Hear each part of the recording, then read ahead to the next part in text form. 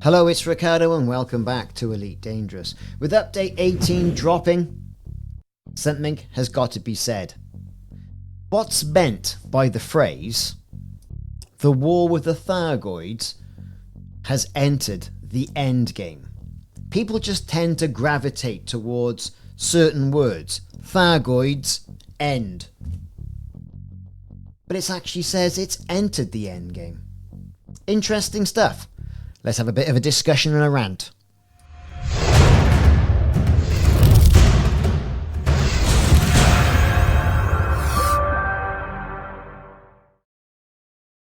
The end game. Dramatic, isn't it? Especially when you start talking about Thargoid wars and engagement with the Thargoids. But endgame is more generally used to describe the closing stages of any activity, process, or event, similar to how the final moves in chess determine the outcome of a game. This could be negotiations or contests or competitions. And this is going to be one hell of a contest and competition, don't you think? Is this going to mean that the Thargoid War is going to end? Is this going to mean that the Thargoids are going to retreat completely from human space? Does this mean that spire sites will fall silent, just like the derelict original Thargoid bases?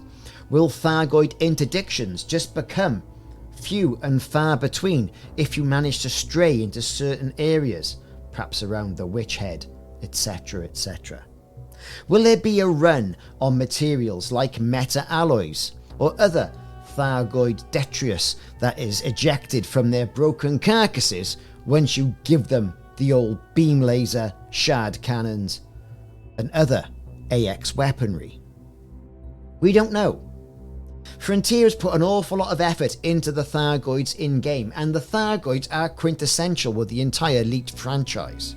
They're not just about the Thargoids, and of course a lot of commanders don't like the Thargoid engagements.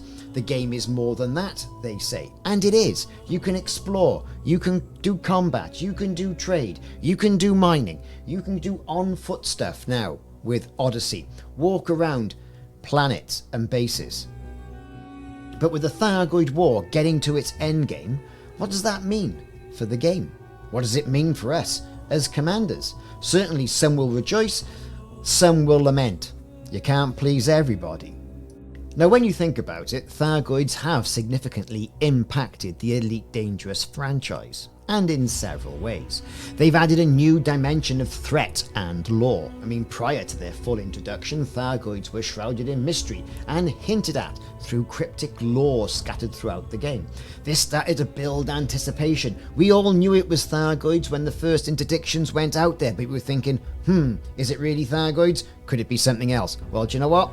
It's a Thargoid. It might not have looked like the original Thargoids from the original game, but let's face it, we all knew in the back of our minds it was Thargoids, and speculation was rife.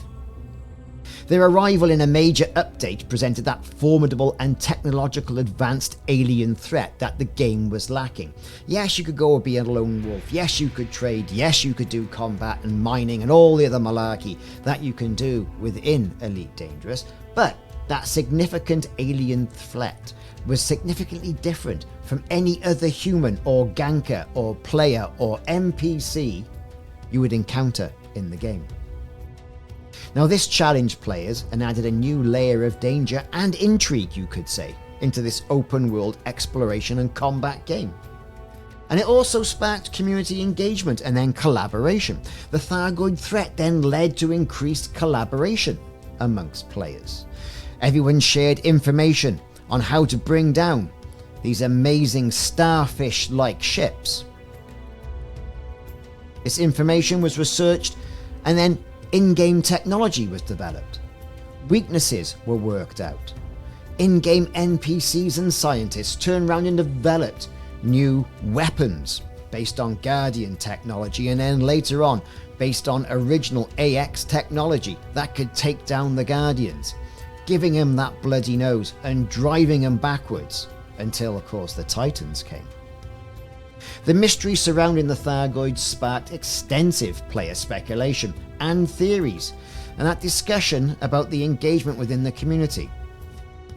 Of course, the old INRA sites that were found in-game several years ago, and the involvement of the original protagonist in Elite Dangerous, Commander Jameson, certainly added to the lore and mystery in the game, where he basically, single-handedly with an INRA weapon, the mycoid virus, laid waste the original Thargoid conflict.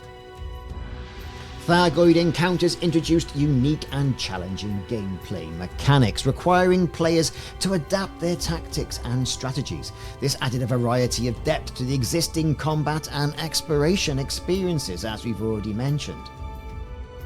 Specialized player groups emerged.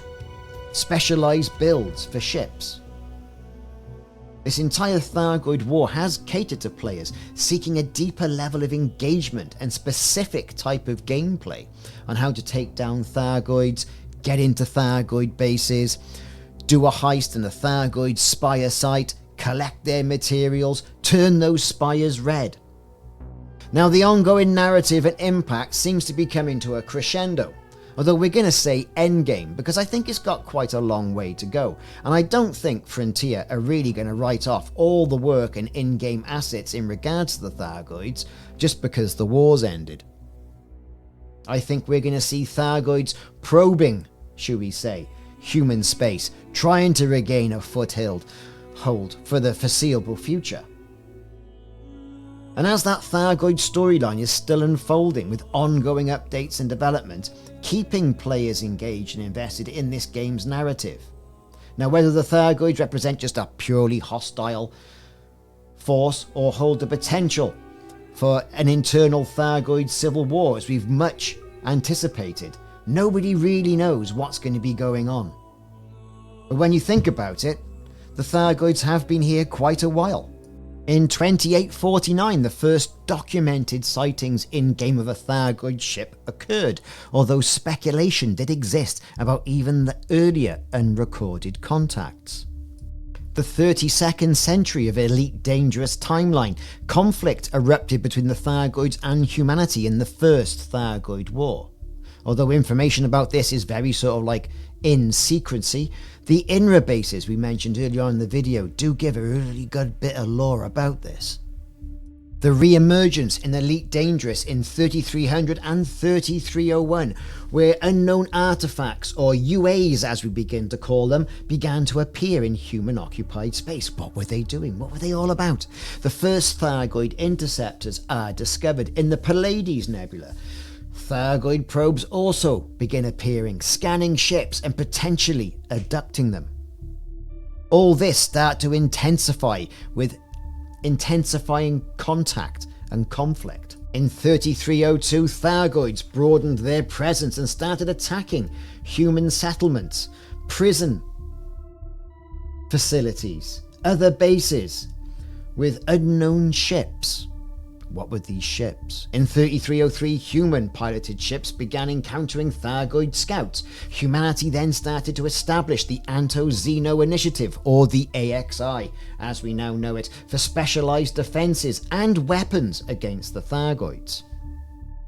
In 3304, Thargoids then launched a major offensive against human outposts. Barnacles containing Thargoid biological material are discovered on numerous planets, which brings us up to recent events. Humanity really kicked the hornet's nest with the Proteus wave, if you all remember that one, and some players do, although it does seem to be lost in time. In 3306, Thargoid focus attacked on starports. Advances in weaponry allow humans to start damaging Thargoid vessels with conventional arms, the AX weaponry. The Aegis Research Group developed a potent but controversial anti-Thargoid weapon that had varying types of success. But on the grand scale, as we know, it really kicked humanity in the backside and gave us a bloody nose, putting the Thargoid on the upper hand, the stronger footing, the high ground, as you were, as the Thargoid weapon called the Proteus wave was set off. Despite disagreements within communities about genocide, etc., and all the rest of it, that went horribly wrong, didn't it? Is Salvation still alive? He was the mastermind behind it all. Lots of nasty stuff going on there. Who knows, eh? The Azimuth Biotech, that shadowy corporation, you know, very shadowy indeed. But there are points to note in regards to this second Thargoid War. Thargoids have captured numerous systems in the Pleiades Nebula and in the Bubble, and humans are losing significant territory. This has been recently fought back by an avid and distinct attack by elite dangerous commanders, especially around the AXI, attacking Spire sites, rescuing civilians from Titans. But let's face it, if the Titans are the crescendo, and I don't think they are, what about on-foot Thargoids? When are we going to see those? Are we going to see on-foot Thargoids in on-foot combat? Who knows? We'll have to wait and see. Thanks for listening, everybody. But let's face it, Thargoid Endgame doesn't mean the end, just means a crescendo of a war. And I think it'll continue in some form or another throughout the game. Prove me wrong. Let me know in the comments. See you soon.